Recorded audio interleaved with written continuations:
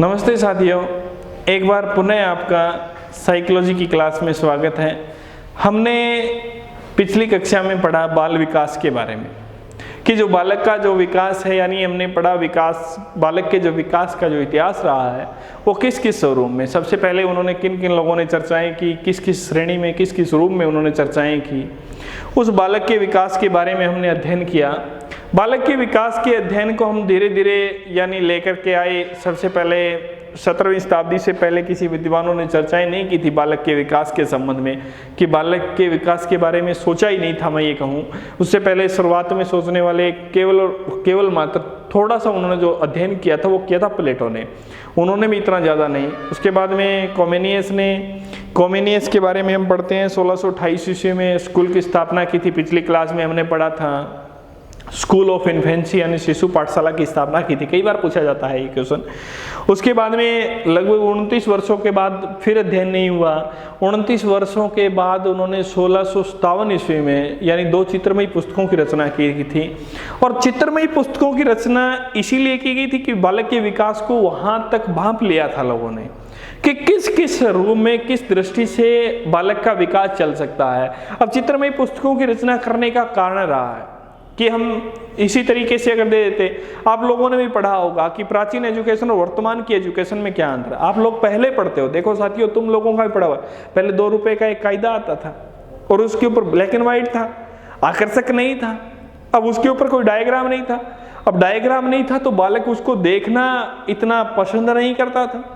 आज जो पुस्तकें आ रही हैं, यानी LKG फर्स्ट या उन क्लासों की अगर हम चर्चाएं करें तो उनकी जी भी अगर जो पुस्तकें आ रही हैं तो उसमें डायग्राम है और बालक सबसे पहले डायग्राम को देखता है क्योंकि उसके पर आकर्षक हैं वो चीज़ें।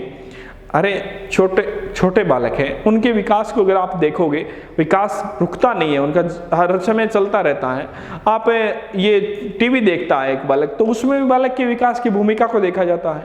बालक ऐसे कार्टून चलाता है, ये छोटा भीम, बड़ा भीम, ऐसे कुछ नाटक के देखना पसंद करता है क्योंकि उनमें उनके डायग्राम हमें समझ में नहीं आते, लेकिन वो बालक का विकास उस गति से चल रहा है, लेकिन फिर भी उसको समझने का प्रयास कर रहा है। और उस समय की जो प्राचीन एजुकेशन की, वर्तमान एजुकेशन की हमने चर्चाएं की कि आज जो बालक है, बालक को आप जो फर्स्ट क्लास में है या LKG क्लास में, उसको चित्रमयी पुस्तकें दो आप, वो बालक वो सारे पेजों जितने भी हैं उनको पलट करके से ये डायग्राम देखने की कोशिश कर रहा है और उनको देख करके अपना आकर्षित। अब बालक में एक छोटी सी बात बताऊं आपको कि A को नहीं जानता बालक, लेकिन इस एप्पल को जानता है कि ये सेब है, लेकिन ये सेब नहीं जानता कि इस एप्पल से सेब बनता है। ये बात बालक नहीं जानता। तो इस रोम में धीरे धीरे हमने ये विकास, यानी 1657 ईस्वी में जो चित्रमयी पुस्तकें रची गई थी, और चित्रमयी पुस्तकों के बाद की अगर हम चर्चाएं करें तो दोस्तों ये 18वीं शताब्दी का समय था। 18वीं शताब्दी में ये पेस्टालॉजी आए थे। पेस्टालॉजी ने बेबी बायोग्राफी 3.5 वर्षीय अपने पुत्र पे अध्ययन किया था। बेबी बायोग्राफी पे अध्ययन करने के बाद इन्होंने इस बेबी बायोग्राफी लेख को बहुत सी ऐसी पत्र पत्रिकाओं में उन्होंने प्रकाशित करवाया। इसका प्रभाव टाइडमैन में पड़ा था और इनका जो बाल मनोविज्ञान के संबंध में अनेकों कार्य करने के कारण पेस्टालॉजी को बाल मनोविज्ञान का जनक कहा जाता है। टाइडमैन ने भी अपना कार्य किया। टाइडमैन एक डॉक्टर थे पेशे से और जर्मनी में ही उन्होंने अपना जो कार्य करते थे और जर्मनी ने उनका जो प्रभाव, पेस्टालॉजी का प्रभाव टाइडमैन में पड़ा और टाइडमैन ने इनके लेख को अपने जो अध्ययन में लागू किया। इन्होंने जो स्वयं की जो रिसर्च थी उसमें लागू किया। उसके बाद जो हम पढ़ रहे थे 18वीं शताब्दी के बाद यानी 19वीं शताब्दी का समय आया था बाल विकास के संबंध में। दोस्तों 19वीं शताब्दी का समय आया था बाल विकास के संबंध में। बाल विकास की क्लास से पढ़ रहे हैं। 19वीं शताब्दी का जो समय आया था बाल विकास के संबंध में, वो श्रीमती विक्टोरिया हरलॉक का नाम आता है इस समय। Shrimati Victoria Hurlock.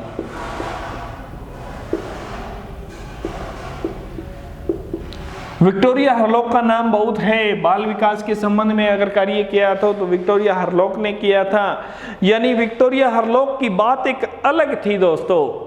एक बात सभी ने माना था कि बालक का जो विकास है वो जन्म होने के बाद प्रारंभ होता है। सभी मानते आ रहे थे, चाहे वो कॉमिनियस हो, चाहे वो टाइडमैन हो, चाहे वो कुछ और विद्वान हो, सभी विद्वान मान रहे थे कि बालक का जो विकास है वो जन्म के बाद प्रारंभ होता है। लेकिन एक जो महान जो व्यक्तित्व जो था, जिसका श्रीमती विक्टोरिया हरलोक का उन्होंने माना था कि ये बात सत्य है कि बालक का विकास जन्म के बाद प्रारंभ होता है। लेकिन एक बात और भी सत्य है दोस्तों, विक्टोरिया हरलोक ने कहा कि बालक का विकास जन्म से पहले भी प्रारंभ होता है। बहुत अच्छी बात कही थी इन्होंने विक्टोरिया हरलोक ने।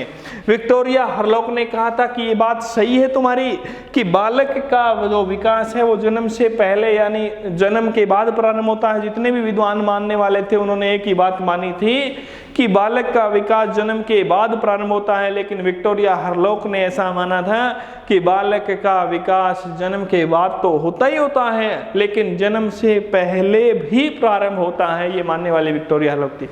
और विक्टोरिया हरलोक ने जो अध्ययन किया, विक्टोरिया हरलोक ने बहुत से अध्ययन किया और कई बार बहुत सी जगह अध्ययन करने के बाद उन्होंने अपने अध्ययन में उन्होंने अपने अध्ययन में यानी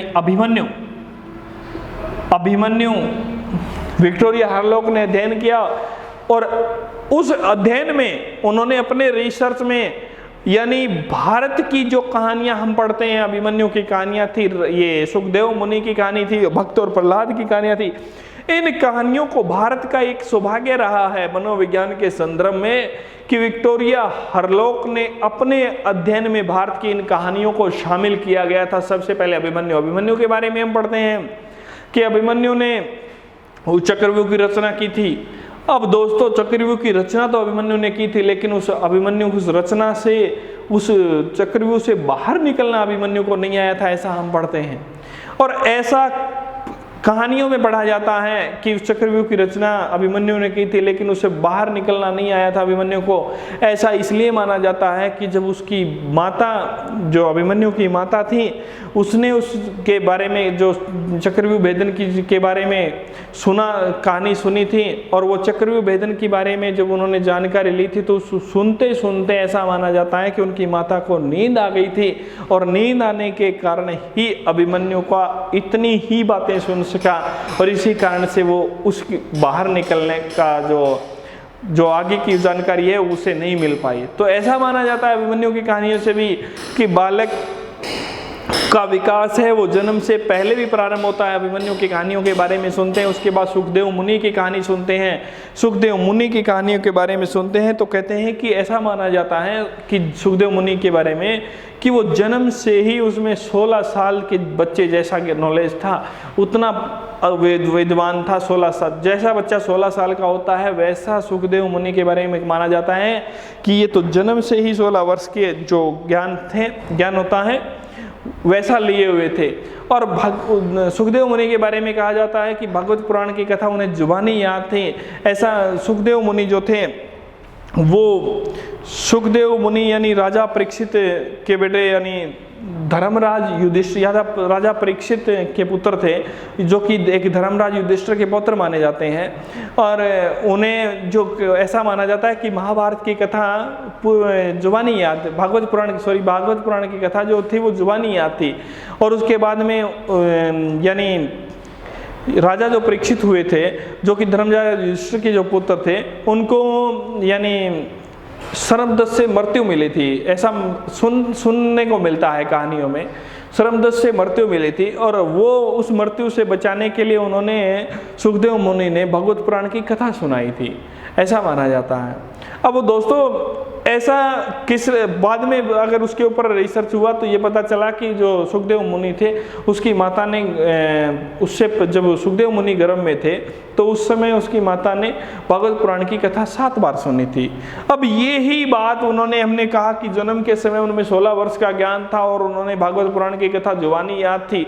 ये बात अपने श्रीमती विक्टोरिया हरलोक ने अपने अध्ययन में शामिल की और शामिल करके इस बात को साबित किया कि बालक का जो विकास है वो जन्म के बाद तो चलता ही है, लेकिन जन्म से पहले भी बालक का विकास चलता है, बालक का विकास, गर्भ में भी बालक का विकास चलता है। इसी तरीके से भक्त प्रहलाद की कहानियों को भी इन्होंने शामिल किया। भक्त प्रहलाद के बारे में भी इन्होंने कहा कि ये जरूरी नहीं कि बालक जैसे माता पिता हैं वैसी ही संतानें उत्पन्न होती हैं, ये भी जरूरी नहीं है। इन्होंने इसको विपरीत अर्थ में रखा कि जो माता पिता हैं उनके विपरीत संतानें भी कहीं ना कहीं अपने गुण जरूर विकसित करती हैं।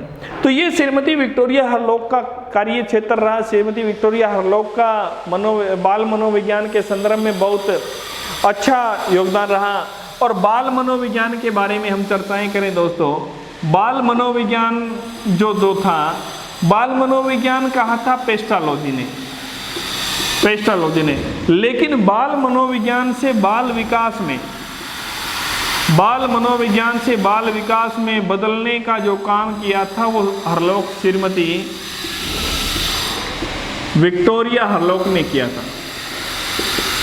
श्रीमती विक्टोरिया हरलोक ने किया था। बाल मनोविज्ञान से बाल विकास में बदलने का जो कार्य किया था, बाल मनोविज्ञान को, किसको? बाल मनोविज्ञान को बाल विकास में बदलने का कार्य करने वाली जो थी वो श्रीमती विक्टोरिया हरलोक थी। ये समय था 19वीं शताब्दी का दोस्तों। उसके बाद में हम बातें करते हैं, उसके बाद में बाल मनोविज्ञान के संबंध में भी बहुत से ऐसे कार्य हुए, बाल विकास के संबंध में कार्य स्टार्ट हो ही गए थे। उसके बाद में जो नाम आता है वो आता है स्टैनली हॉल का। स्टैनली बाल मनोविज्ञान के संदर्भ में जो आगे नाम आता है वो आता है स्टैनली हॉल का।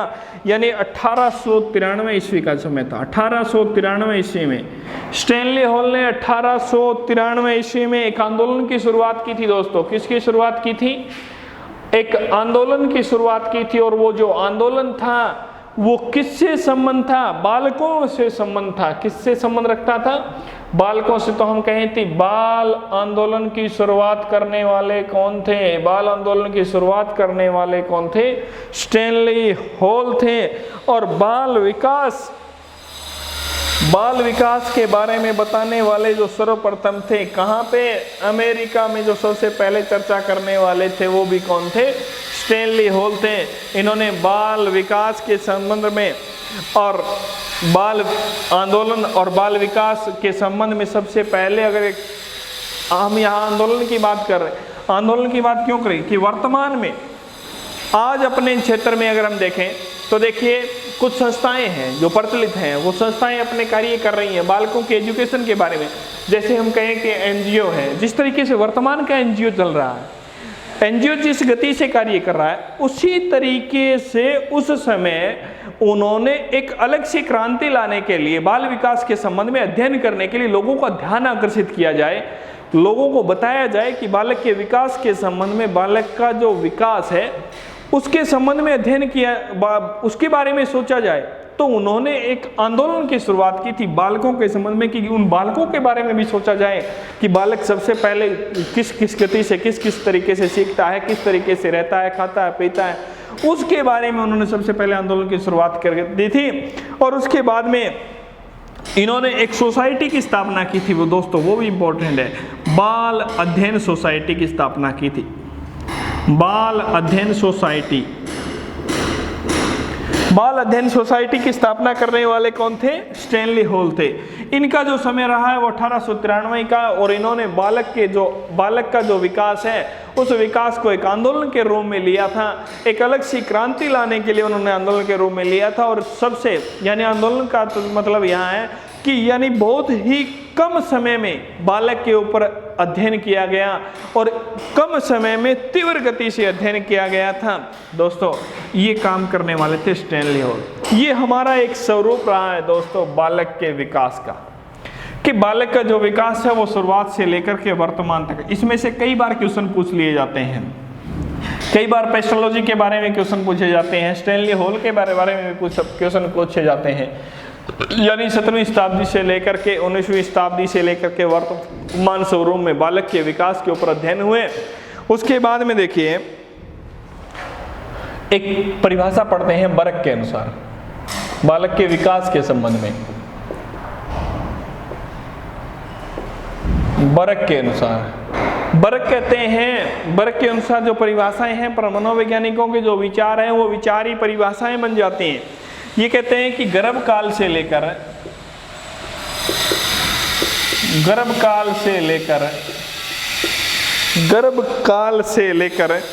जन्म के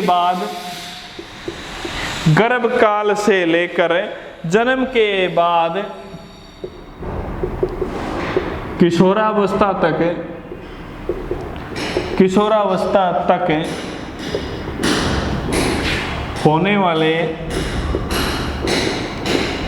किशोरावस्था तक होने वाले अध्ययन को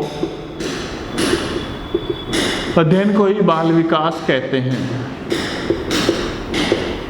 अब इन्होंने क्या माना कि यानी गर्भकाल से लेकर जन्म के बाद यानी किशोरावस्था तक होने वाले अध्ययन को ही क्या कहते हैं, बाल विकास कहते हैं। उसके बाद में करो एंड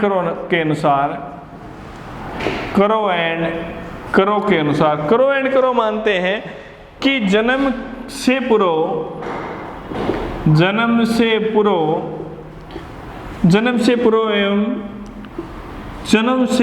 पूर्व से किशोरावस्था तक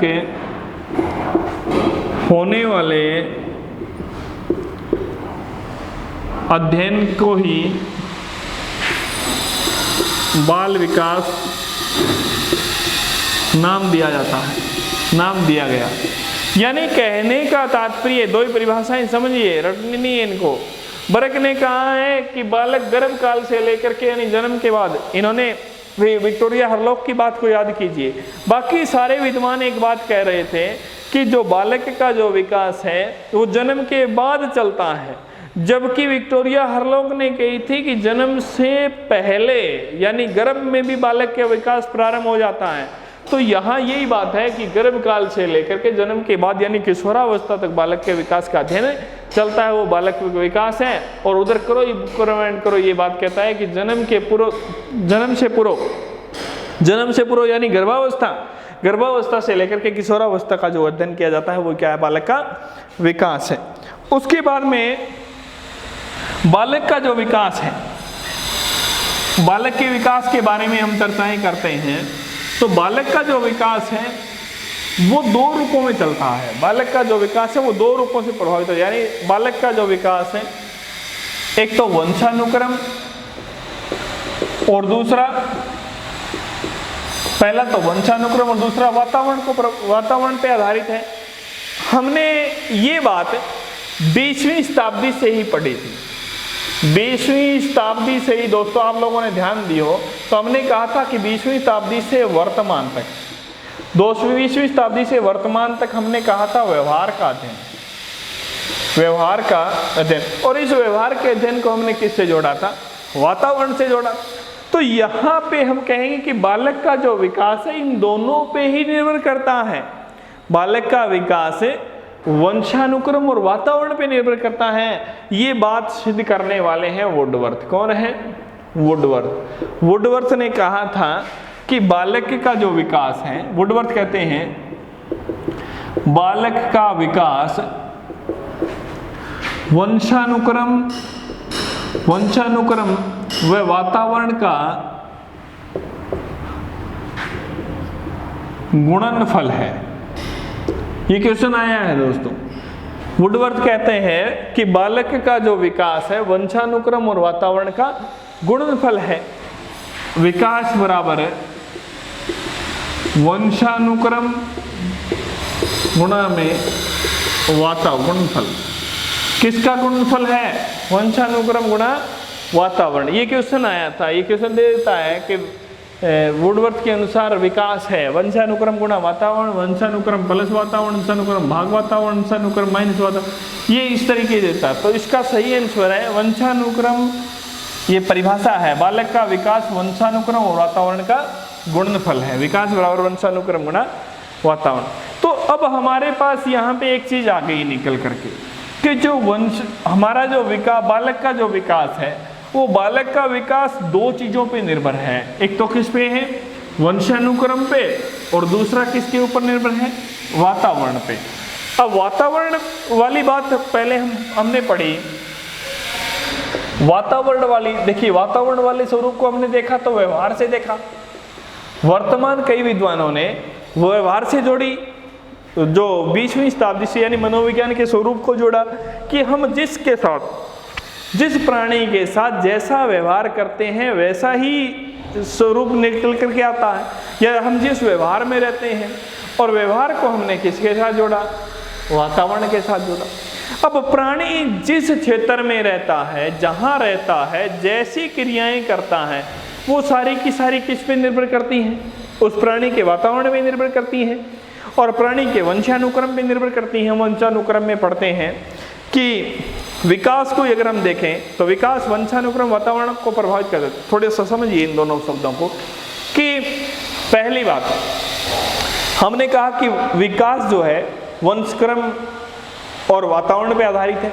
वंशक्रम पे आधारित कैसे है दोस्तों, देखिए कि जिसके माता पिता लंबे उसकी संतानें लंबी है, जिसके माता पिता काले हैं उसकी संतानें काली हैं, जिसके माता पिता गोरे हैं उनकी संतानें गोरी हैं, यानी लंबों की संतानें लंबी, कालों की काली, गोरों की गोरी। अब ये जो संतानें हैं, लेकिन इसका विपरीत अर्थ भी निकल करके आता है कई बार। 1% दोस्तों जो विद्वान जो थे, उन विद्वानों ने सिद्ध करके प्रयोग करके इन बातों को साबित किया था। विपरीत अर्थ निकल करके 1% आता है, और वो 1% विपरीत अर्थ ये दोस्तों कि कालों की संतानें गोरी और गोरों की काली, लंबों की ठिकनी, ठिकनों की लंबी संतानें पैदा होती हैं। ये भी सच्चाई है, ये 1% देखने को मिलता है ऐसा स्वरूप। अब यहाँ पे वंशानुक्रम प्रभावित करता है, यानी कई बार देखा जाता है जिसके माता पिता की IQ उच्च यानी प्रतिभाशाली है तो उनकी संतानें भी क्या हैं, प्रतिभाशाली हैं। जिनके माता पिता मंद बुद्धि के हैं तो उनकी संतानें भी मंद बुद्धि के हैं। जिनके माता पिता यानी सामान्य बुद्धि के हैं तो उनकी संतानें भी सामान्य बुद्धि की। जिनके माता पिता सर्जनशील हैं उनकी संतानें भी सर्जनशील हैं।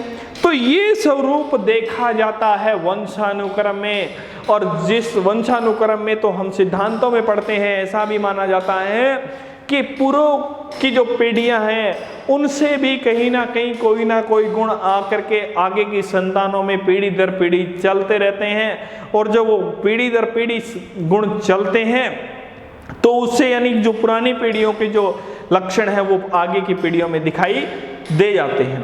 तो ये प्रभावित करता, ये आधारित होता है, प्रभावित भी कहेंगे आधारित भी कहेंगे कि विकास जो है वो वंशानुक्रम पे आधारित है। सॉरी। उसके बाद में वातावरण पे कि हम जैसे वातावरण में रह रहे हैं, जैसे एक मैं आपको कहूँ कि एक क्षेत्र है जो अंग्रेजी भाषी क्षेत्र है, उस क्षेत्र में रह करके आप बिना प्रयास किए हुए भी इंग्लिश सीख सकते हो। आज हम देखते हैं कि इंग्लिश सबसे, ये जो हिंदी है सबसे अच्छी आती है, हर एक प्राणी को बोलनी आती है, हर एक प्राणी सीखता है। बागड़ी भी आती है, मारवाड़ी भी आती है, हरियाणवी भी आती है, पंजाबी भी आती है, इंग्लिश भी बोलते हैं। ऑस्ट्रेलिया में, अमेरिका में जो बच्चे हैं वो अच्छे तरीके से फटाफट इंग्लिश बोल लेते हैं। वो किसका प्रभाव है? वातावरण का है। अब जिस वातावरण में प्राणी रहता है, प्राणी वैसे ही अपने रूप को निहारता है। यानी एक छोटा बालक है, छोटा सा बालक है, गांव की गलियों में रहता है, यानी छोटा बालक गोलियां खेलता है। अब वो जो गोलियां खेल रहा है, ये गेम क्या मानते हो आप पूरे विश्व में चल रहा है? नहीं। एक छोटी सी भील जनजाति का जो बच्चा है, वो जो छोटा सा बच्चा है, अच्छे से अच्छा शिकार कर लेता है। और यहाँ क्षेत्र विशेष में अगर हम समझें तो यहाँ अच्छे से अच्छा बालक, छोटा सा बालक है, वो उस छोटे से कोकरेज को देख करके भी भाग जाता है। किसका कारण है? उस वातावरण का प्रभाव है। एक लोहार गाड़ी का जो बच्चा है, वो छोटे से छोटा बच्चा लोहे से अच्छा औजार बना देता है, और दूसरी जो जाति का जो बच्चा है उससे नहीं बन पाते। कारण क्या है? उस वातावरण का। वो उसी वातावरण में पला बड़ा है, उसको जैसे ही शुरुआत का जो जीवन आया, उस जीवन में उसे लोहे के औजार बनाने सिखा दिए गए, उधर भील जनजाति वाले बच्चे को उधर शिकार करना सिखा दिया गया।